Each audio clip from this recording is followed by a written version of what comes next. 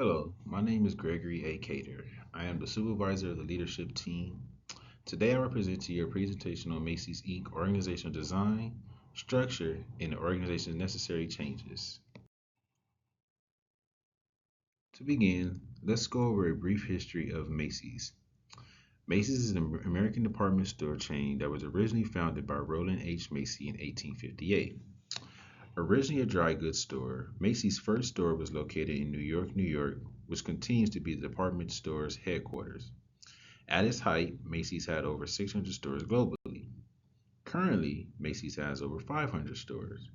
Earlier this year, it was announced that they are anticipating a reduction in sales up to 4%. Every year, Fortune magazine collaborates with global organization consulting firm Korn Ferry and conducts surveys to determine the most admired top companies in the United States. To identify the most admired companies, Korn Ferry surveys executives, directors, and analysts across 52 different industries. The eight dimensions that Fortune magazine uses to compile the most admired list are innovativeness, quality of management, long term social responsibility, people management, quality of products and services, financial soundness, and wise use of corporate assets.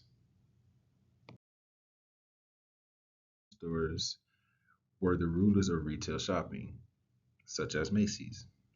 However, as technology has grown and shoppers now seek a different shopping experience, department stores such as Macy's are now forced to pivot and become more innovative. Financial losses, store closures, and reduction in the workforce are three key points as to why this is concerning. Due to underperformance, Macy's is expected to lose $71 million in the fourth quarter of this year and anticipates closing roughly 30% of their stores, or approximately 150 stores, and as a result, will lay off 2,350 employees. Lack of innovation has been predictable for quite some time, as many department stores have suffered permanent closures while others are on the brink of permanent closing their doors for good as well. In order for Macy's to stay relevant, they will have to adjust and change their business structure to face or face consequences such as closing additional stores or being bought out by investors. According to the WallStreetJournal.com, Macy's has been offered multiple buyouts, with the most recent one being 6.9 billion dollars. Macy's has been reluctant to sell the company and are committed to their future. This is evident because they've displayed a plan to open about 30 smaller stores in the next 2 years. Their efforts in opening 30 stores is their hope of negating the impact of their consequences from lack of innovation, but it remains to be seen if these efforts will indeed come true. Macy's current organizational structure reflects its shift towards modernization and a customer centric approach.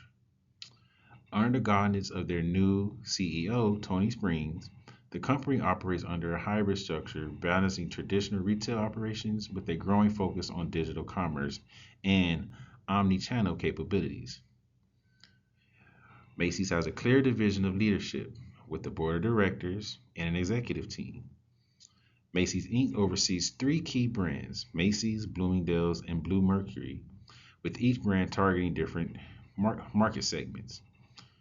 The organization's shift to its current framework is part of a large strategic plan to position Macy's for future growth with a focus on operational efficiency, customer engagement, and expansion into digital and luxury markets. Is organizational structure. When the organizational structure aligns with the company needs, it leads to increased efficiency and reduced conflicts. Organizational structure impacts employees' behavior by either promoting or hindering communication, collaboration, and cooperation, along with influencing relationships between different groups. Macy's large traditional retail structure has hindered rapid innovation within the organization, particularly due to the multiple layers of decision making and bureaucracy involved. Large corporations such as Macy's often require alignment across various departments and divisions, which can slow down the implementation of new ideas and technology. This hierarchy structure creates insufficiencies when teams need to coordinate approvals and resources, leading to delays in executing innovative initiatives. Macy's long history as a traditional retail giant brings a risk averse culture which can stifle innovation. Established retailers often prefer to stick with tried and tested methods rather than experimenting with radically new ideas, especially when they involve significant financial risk.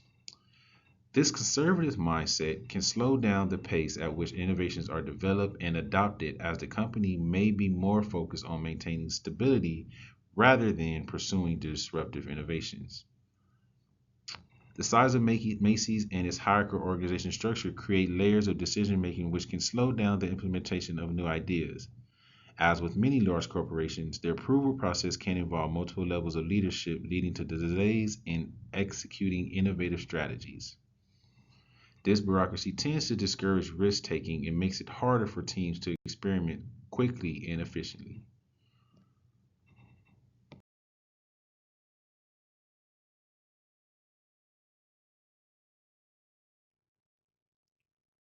Despite the shortcomings of innovation, Macy's has embodied conscious capitalism and has intentions to continue the embodiment of conscious capitalism. First, let's start with the four tenets of conscious capitalism. They are stakeholder orientation, higher purpose, conscious leadership, and conscious culture.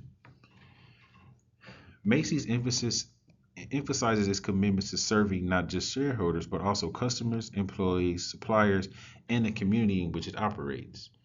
Thus, their display of the stakeholder orientation tenet of conscious capitalism. Also, Macy has implemented a range of sustainability practices such as reducing its carbon footprint, thus representing the higher purpose tenet of conscious capitalism. Macy has also launched initiatives aimed at promoting diversity and inclusion within its workforce in its supplier relationship. This commitment helps create a more equitable environment, which is crucial for fostering innovation and better serving diverse customer bases, thus representing the conscious culture tenet. Lastly, the leadership at Macy's is focused on cultivating a conscious culture that values open communication, collaboration, and ethical practice. This leadership approach fosters a workplace environment conducive to innovation, where employees feel empowered to contribute ideas that align with the company's broader purpose. And that will cover the conscious leadership tenet of conscious capitalism.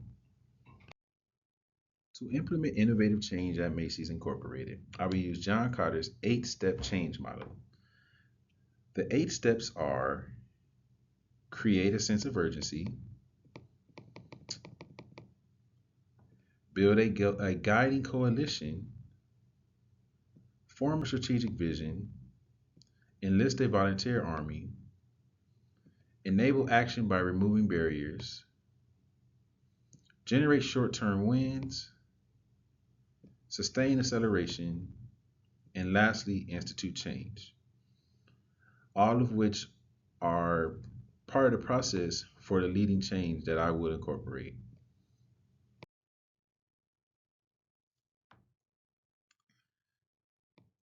There are several challenges that I foresee leadership having when implementing changes. First, being the fear of change. Employees are accustomed to long-standing processes and practices may resist new approaches, particularly if they feel uncertain about the benefits or fear their roles might be jeopardized. To combat the fear of change, leadership should involve employees in the change process by setting up feedback groups to solicit input and address concerns from all levels of the organization. One of the other concerns I see will be alignment across departments. Achieving cross department alignment can be difficult when different parts of the organization have varying priorities. To combat this, or to negate this challenge, I recommend promoting initiatives that encourage employees from different teams to work together on shared projects. Lastly, or the last challenge I foresee, will be inadequate training or support. Shifting towards a more innovative culture often requires new skills, particularly in areas such as digital technology, data analytics, and agile project management. A remedy for said challenge would be assessing training needs regularly, developing comprehensive training programs, and encouraging feedback from employees. Designing organizational structure, building culture, and managing change effectively are critical tasks for managers, especially within a large organization like Macy's Incorporated. Here are some key takeaways and strategies I learned from this assignment. 1. Foster a culture of innovation and collaboration. To remain competitive, organizations need a culture that promotes innovation, encouraging experimentation, calculated risk taking, and open communication across teams can generate new ideas and keep the company agile. Number 2, aligning structure with strategy. Organizational structure should support long term business strategies. For example, as Macy's has shifted towards omni-channel retailing or integrating online and offline sales, its structure should be flexible enough to support both e-commerce and physical stores. 3. Create a sense of urgency. As per Cotter's change model, creating a sense of urgency is critical to inspire employees to act. When introducing change, leadership should communicate with rationale behind the change, making it clear that it is necessary for the company's survival and growth.